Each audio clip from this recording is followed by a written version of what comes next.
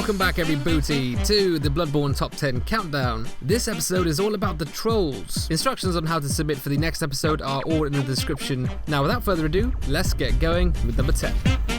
Flare Lord has been invaded in the Nightmare Frontier. He's having some fair fights with invaders and is currently in the middle of a duel when suddenly the invader gets completely shut down. A nearby beast wakes up, which he quickly smacks with the Shaman Blade, which as you know causes it to be hostile towards the invader, at the exact same time that the invader fires off his surprise cannon attack, which the beast ends up taking the full force of it, saving the host. Really incredible timing. You can see after this point that the invader is just stunned. He pretty much gives up. Now, obviously the host was trying to troll the invader by getting the beast to attack him. We've seen Shaman Blade trolls before, they're awesome, but it's just amazing what ended up happening instead. Alright, at number 9, Gabe invades a host who appears to be AFK, or in other words, they left their game to go and do something else. He tests this to make sure by hitting him a couple times, but there's absolutely no response. So right now, of course, his plan is to wait for the guy to come back to his game before he humiliatingly kills him. But then a summon gets brought into his world. So he stands next to the host and pretends to be a summon as well, I guess, or at least he pretends to be friendly. Understandably, the summon looks completely confused, not really sure what's going on, can't really blame him, but now the host is in fact about to come back and assume everything's fine. He sees his summon and he's going to heal up, but it's far too late for that, my friend. That must have been such a shock. I mean, you come back to your game and you're still alive and there's a summon right in front of you, so you would assume everything's fine, but everything was not fine. Lon Gaming is doing something else related to this beast, which is kind of genius actually. He's killed it and he's going to use its carcass to hide him. So he uses the sit down gesture to sit down in it, and you know what? Despite all the odds, it's actually convincing. It hides him really well. Even the gear he's wearing is kind of a similar greyish colour.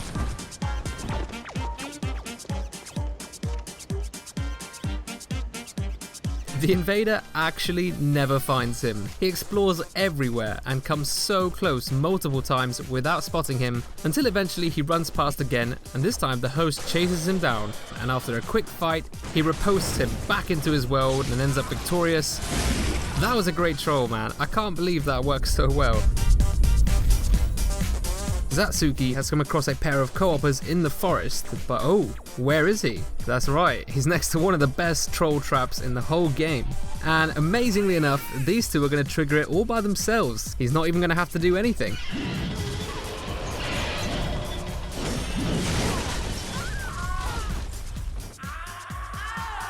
Well, that ending was pure chaos, but still a successful win, which is all that counts. I really think that's my favourite trap in Bloodborne. I just love the log crushes. Sandyclep invades a world, and what are the chances he ends up entering right next to the host and the summon already standing there. I totally expected him to get ganked instantly, to be honest, but for now there seems to be a shaky trust that's been built. He instantly started doing the make contact gesture when he ended, which probably saved him. If he had tried to attack the host, obviously it would not have gone so well. Anyway, they're all best friends now, as you can tell. No hard feelings at all, everyone clearly trusts each other.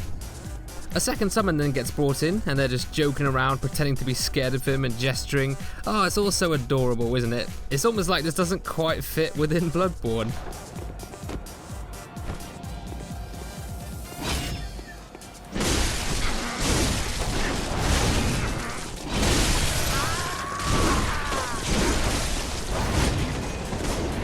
That was absolutely savage, man. I don't know how you got them to trust you like that, but hopefully they won't be making that mistake again.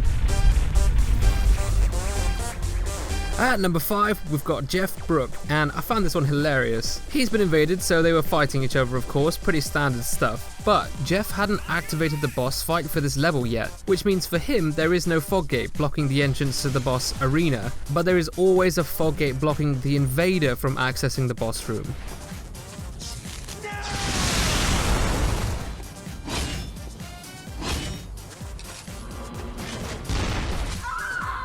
Yep, you just got boss blocked, son.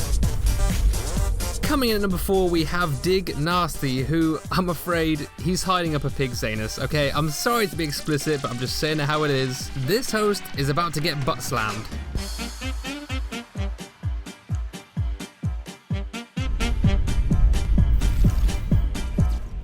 At number 3, Scarecrow Alive is doing something I was really hoping to see on this countdown. He actually dressed up to look like the plain doll NPC in the Hunter's Dream. I just love this submission so much, it's brilliant. As you will have noticed, a hostile summon invaded the world. If you didn't know, summons who are in a different covenant to the host will be hostile and can attack the host. You can tell this because they're purple instead of blue. I find it absolutely hilarious how he just can't find the host, even with him standing in plain sight. Plain. Okay, I'm sorry. Anyway, more importantly, the corpse of the real doll is right there. I mean, come on.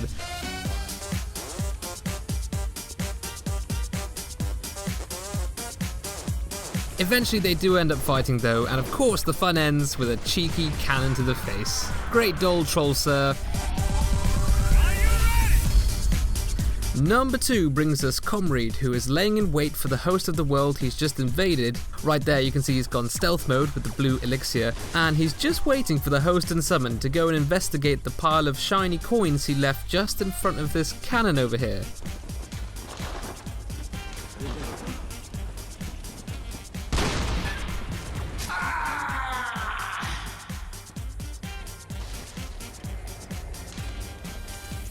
Such a nice touch that his invisible elixir wore off just in time for him to give a quick wave. That was amazing. I didn't actually think that cannon would ever be useful at all. Somebody actually managed to get a troll within the new Old Hunters DLC area in time for this countdown. Rummage has found this elevator with an opening in the ceiling, like that little trapdoor, and that pretty much tells you everything you need to know. He's invaded his world, thought out his plan, picked his spot, and now he waits for the host to enter his trap.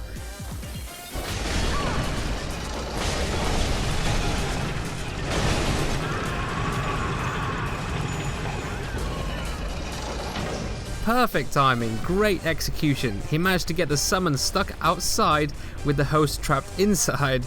And in fact, I think the summon ended up falling down the shaft. You can just hear that scream in the background. So, ladies and gentlemen, that is how you humiliate a pair of co-opers. Alright, now the next episode is going to be a bit of a special one. I wanted to celebrate the recent release of the Bloodborne DLC by doing a top 10 DLC weapons. Okay, so what I'm looking for is an awesome, unique PvP kill with any of the new DLC weapons. You know, so things like the Beast Cutter, the Moonlight Greatsword, all that good stuff. Instructions on that and how to submit clips are all in the description below, and I think that's it. Thank you all for watching. Catch you later, lads and ladies. I will see you in the next video.